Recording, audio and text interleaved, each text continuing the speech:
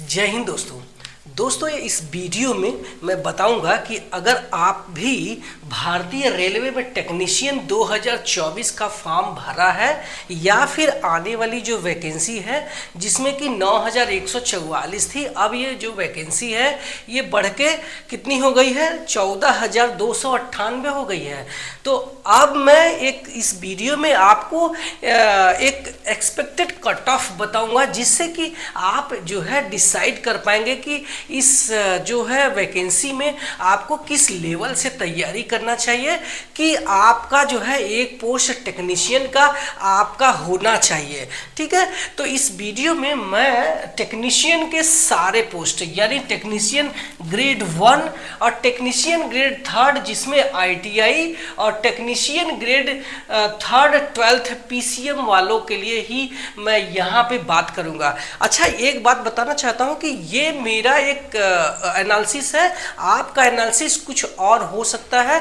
मैं इस वीडियो में एक एक्सपेक्टेड कट ऑफ में बना के चल रहा हूं ताकि आप जो है अपनी तैयारी उसी लेवल से करें। अच्छा, जो कट ऑफ है इसका कतई मतलब ये नहीं है कि सिर्फ जो है इतने पे ही जाएगा और आपने एग्जाम में जो है आते हुए प्रश्न को आप छोड़ के चले आए कि अरे ये कट ऑफ तो बस इतना ही जाने वाला है। नहीं, आपको जितने भी प्रश्न आपके सही आ रहे हैं उतने आपको करते जाना है। सिर्फ आपको ये ध्यान में रखना है कि जो गलत क्वेश्चन है वो नहीं करना है, क्योंकि हर एक जो है एग्जाम में 1/3 निगेटिव मार्किंग है, चाहे आपका टेक्नीशियन ग्रेड 1 है चाहे आपका टेक्नीशियन ग्रेड 3rd है, सब में निगेटिव मार्किंग है। ठीक है, तो आपको इसी पे चलना है। तो चलिए शुरू करते हैं कि पहले से हम टेक्नीशियन ग्रेड 1 की बात कर लूँ तो ये जो है सुपरवाइजर लेवल की पोस्ट है और इस एग्ज़ाम को में बैठने वाले लोग इलेक्ट्रॉनिक्स या फिर इंफॉर्मेशन टेक्नोलॉजी या फिर कंप्यूटर साइंस या इंस्ट्रूमेंटेशन एंड कंट्रोल या BSc फिजिक्स, यही लोग बैठने वाले हैं। तो इनकी जो कट ऑफ है ये हमें हाई जा सकती है, क्योंकि इसकी जो वैकेंसी है ये आप देख सकते हैं कि अगर ये वैकेंसी बढ़ी है 9144 में तो इनकी वैकेंसी नहीं बढ़ी है। जो वैकेंसी बढ़ी है वो सिर्फ और सिर्फ किसकी बढ़ी है, टेक्नीशियन ग्रेड 3rd की, और वो भी ITI वालों की। PCM वालों की यानी 12th लेवल वालों की जो वैकेंसी है ये कहीं नहीं बढ़ी है, सिर्फ हमको RRB जम्मू में बढ़ी हुई देखने को मिल रही है। सिर्फ और 13 वैकेंसी है, जो कि 13 वैकेंसी पहले थी, अब 13 से बढ़ के आज 26 हो गई है। तो ज़्यादा जो है फर्क नहीं पड़ने वाला है। सबसे मज़े जो है ये सिर्फ ITI वालों के हैं, बाकी इनके साथ में ज़्यादा जो है फ़ायदा नहीं हुआ है। तो इसीलिए इनके जो कट ऑफ है उसी अकॉर्डिंग जो है बनने वाले हैं। तो हम जब टेक्नीशियन ग्रेड 1 की बात करते हैं तो इसमें समझना पड़ेगा कि कितने क्वेश्चंस आएंगे। तो इसमें जो है टोटल नंबर ऑफ क्वेश्चंस जो है 100 रहने वाले हैं, चाहे आप टेक्नीशियन ग्रेड 1 दे लो और चाहे टेक्नीशियन ग्रेड 3rd दे लो, इस सब में 100 क्वेश्चंस आने वाले हैं। और जो आपको टाइमिंग दिए जाएंगे वो 90 मिनट के दिए जाएंगे। जो PWD यानी विकलांग है उनके लिए जो टाइमिंग है वो थोड़े ज़्यादा होते हैं। बाकी जो नॉर्मल कैंडिडेट है उनके लिए 100 क्वेश्चंस है तो 90 मिनट दिए जाएंगे, और PWD कैंडिडेट है तो 120 तक दिए जाते हैं। ठीक है, तो इसमें जो पासिंग मार्क है, ध्यान रखना कि मैं जब पासिंग मार्क की बात कर रहा हूं तो इतना अगर आप नहीं लाते हैं तो एटलीस्ट उस एग्जाम में आप फेल हो जाते हैं। किसी भी जोन में आपने फॉर्म भरा है तो आपको, अगर आप EWS या फिर अनरिजर्व में आते हैं तो आपको 40% है, यानी 100 में से आपको 40 नंबर लाना एकदम जरूरी है, तभी आप उसमें पास होते हैं। चाहे आप टेक्नीशियन ग्रेड 3rd दे रहे हैं चाहे टेक्नीशियन ग्रेड 1 है, सब में पासिंग मार्क सेम है।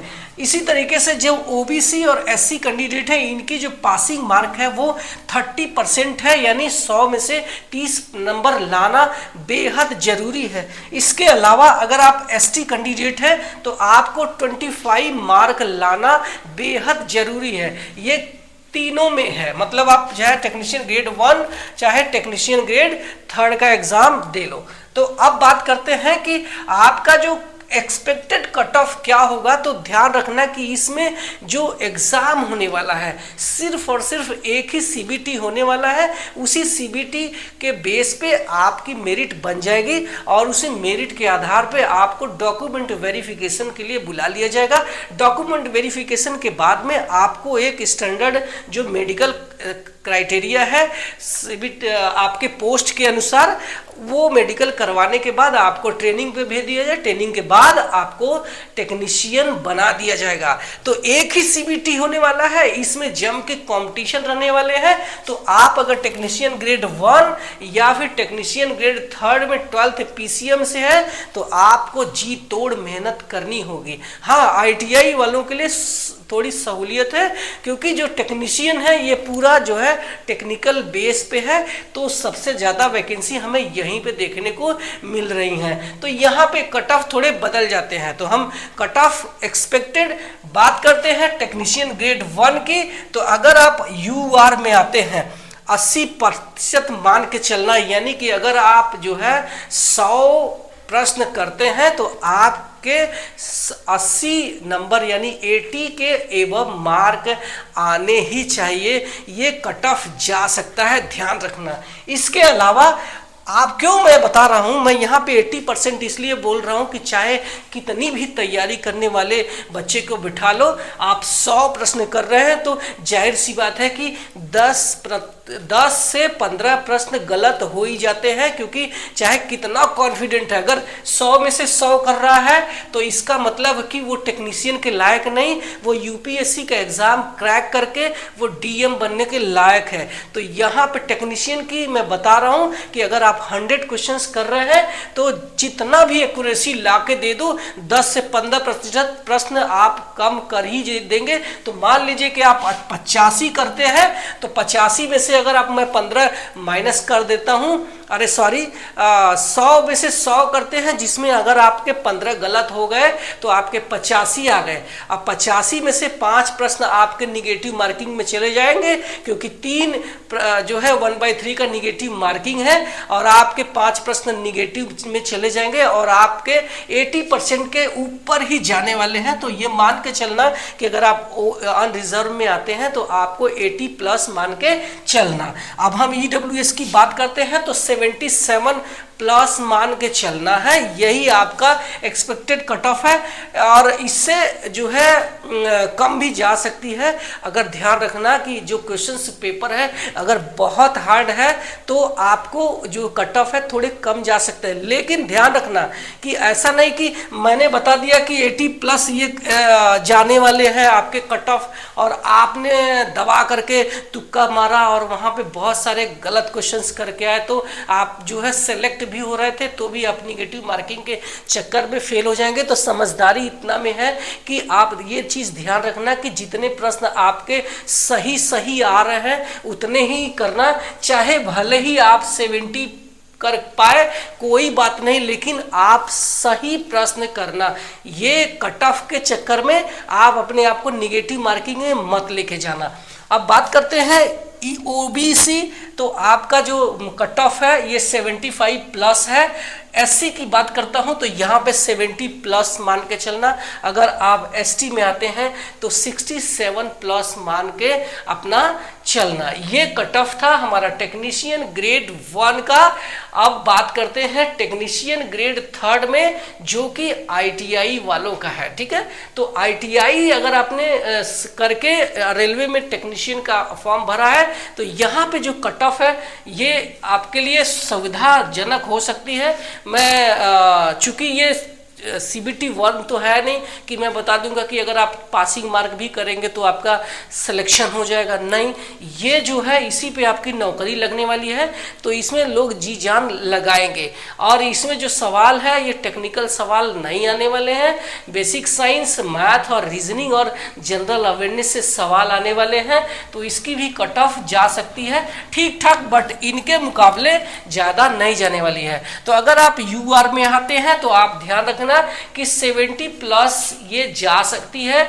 आपका EWS में है तो 67 प्लस जा सकती है, OBC में आते हैं तो 65 प्लस जा सकती है, SC में आते हैं तो 60 प्लस, और आप ST में आते हैं तो 55 प्लस मान के चलना। यानी 100 प्रश्न आएंगे जिसमें 90 मिनट आपके दिए जाएंगे, 1/3 निगेटिव मार्किंग रहेगी। तो वही जो मैंने फार्मूला यहाँ बताया कि गलत प्रश्न नहीं करना है, आपको जितना भी आता है सिर्फ उतना करना। अभी से आपको खूब सारा प्रैक्टिस करना है, ज़्यादा से ज़्यादा प्रश्नों को हल करना है, चाहे वो मॉक टेस्ट हो, चाहे वो रेलवे के प्रैक्टिस सेट हो किताबों को लेके। अब बात करते हैं कि अगर आप 12th PCM वालों से फॉर्म भरा है तो ये जो कट ऑफ है एक्सपेक्टेड क्या होता है, ताकि अपना टारगेट उतना ही लेके चलना। तो अगर आप UR में आते हैं यानी अनरिजर्व में आते हैं तो इससे मुकाबला मैं करता हूं सेम टू सेम 81 प्लस मान के चलना।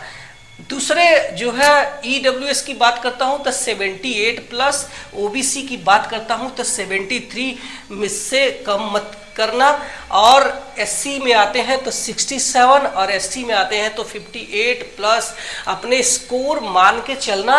इसी पे टारगेट आपको लेके चलना है। और अपने जो है सिर्फ मैं हर एक बात को बार बार जोड़ देता हूं कि निगेटिव से मार्किंग से बचने के लिए ऐसा नहीं कि हमें 80% कर ही देना है।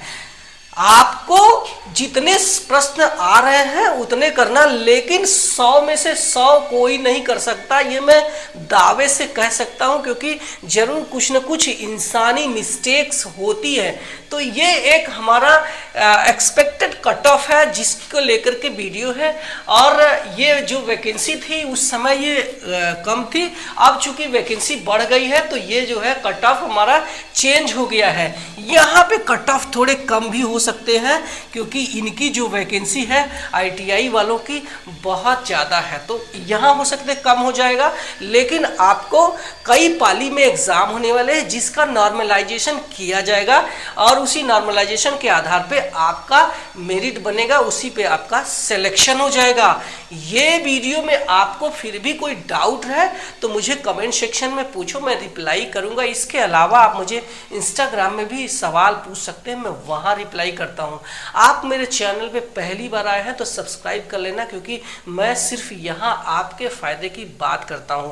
मिलते हैं अगले किसी और नए इंफॉर्मेशन वाली वीडियो में, तब तक के लिए बाय बाय।